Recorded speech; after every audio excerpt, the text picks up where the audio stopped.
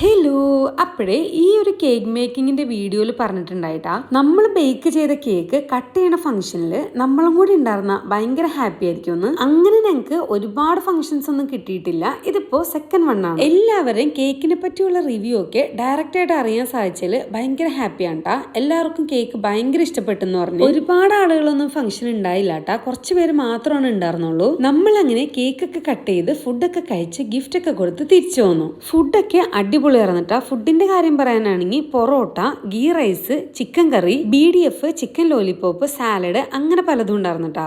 പിന്നെ നമുക്ക് ഈ ഓർഡർ കിട്ടിയത് നമ്മുടെ നൈബേഴ്സായ ചേച്ചിയുടെയും ചേട്ടൻ്റെ കെയർ ഓഫിലാണ്. അതുകൊണ്ട് തന്നെ അവരുടെ കൂടെ ഉണ്ടാ നമ്മൾ പാർട്ടിക്ക് പോയതും വന്നതും ഒക്കെ. നമ്മുടെ ആദ്യം താമസിച്ച റൂമിൽ ഷെഹന മാത്രമാണ് ഞങ്ങൾക്ക് കൂട്ടായിട്ടുണ്ടായത്.